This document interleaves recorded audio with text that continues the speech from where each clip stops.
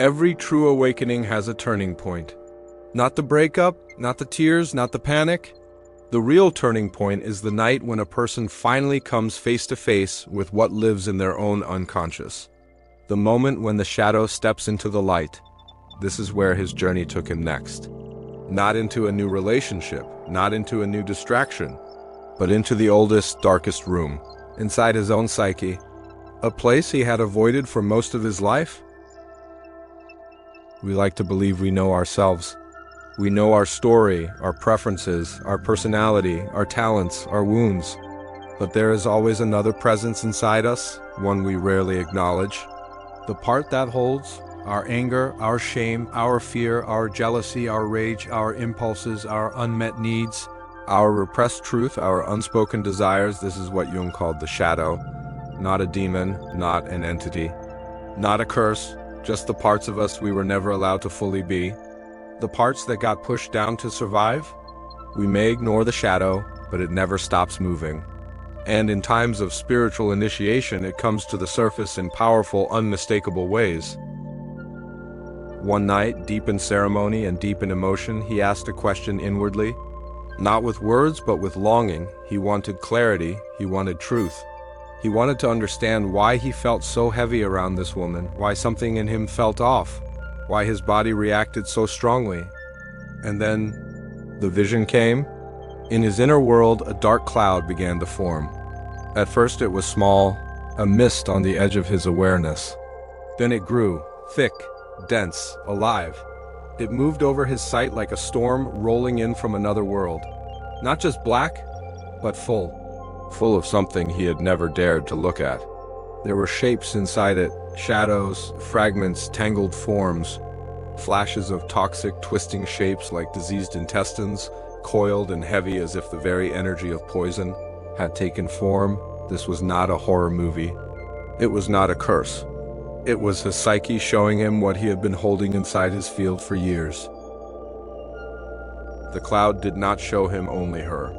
It showed him his stored anger, his unspoken resentment, his disgust toward himself, his unresolved shame, his own history with chaos, the emotional toxins he had absorbed from childhood.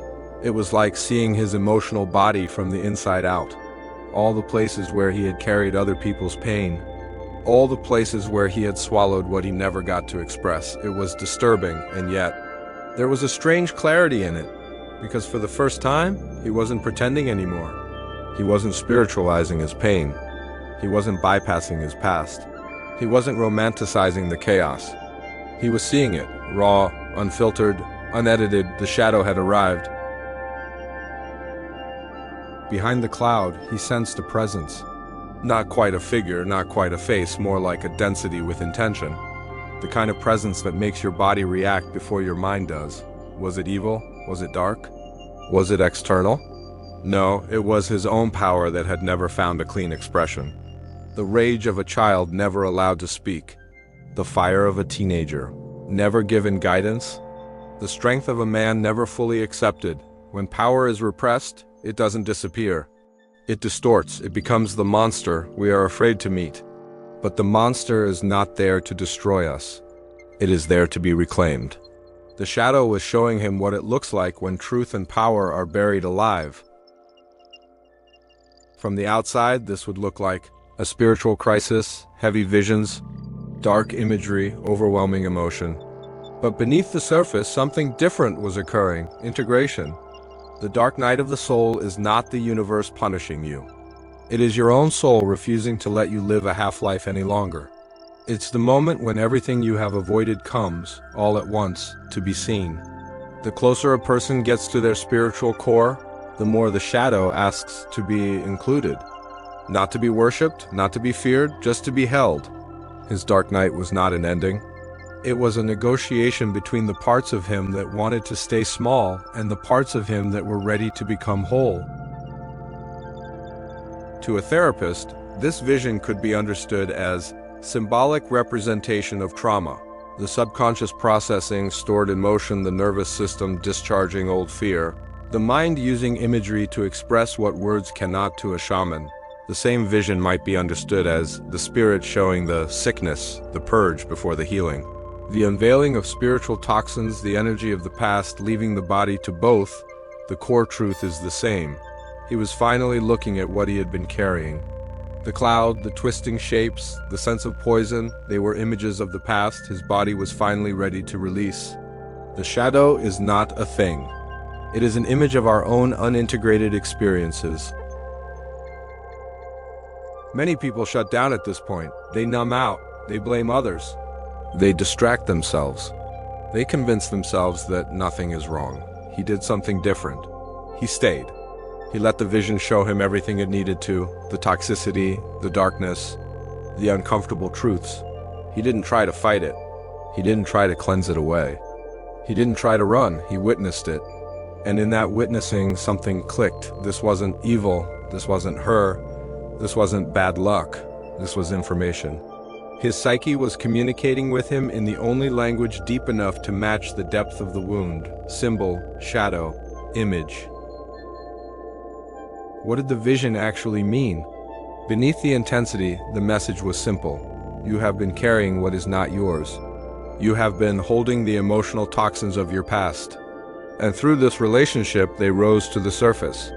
They are ready to leave now. The dark cloud was not a prophecy, it was a map of every place in his system where he had said yes when he wanted to say no, every moment he had absorbed chaos instead of choosing peace, every boundary he had avoided setting, every time he had allowed unhealed feminine energy to sit in the throne of his life. The shadow was not attacking him, it was teaching him. In mythology and in Jungian psychology, the shadow is not the final enemy. It is the gatekeeper, standing between the old life and the new, the false self and the real, the wounded boy and the integrated man. To pass through, a person must do one thing: acknowledge what lives within them without running. That is exactly what he did. He didn't perform light. He didn't spiritually bypass. He didn't pretend everything was fine.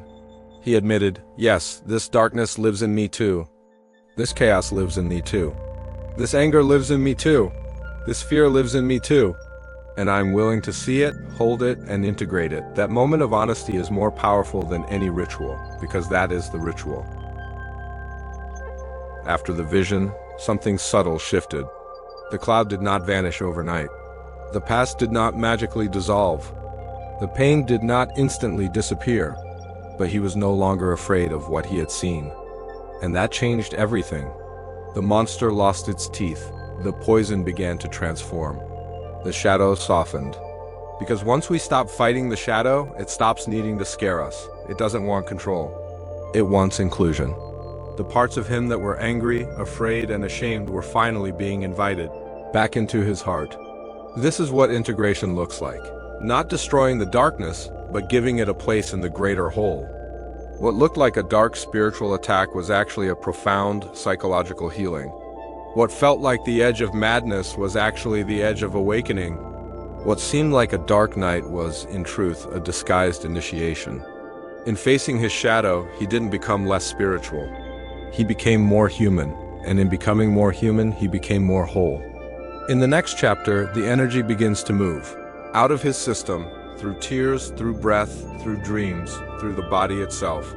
Because after the shadow is seen, the purge begins. And the man who faced the darkness is not the same man who came into it. He is quieter now, stronger now, more honest now, ready for the next phase of his initiation, the cleanse, the release, the emotional and physical purge of everything he saw in that cloud.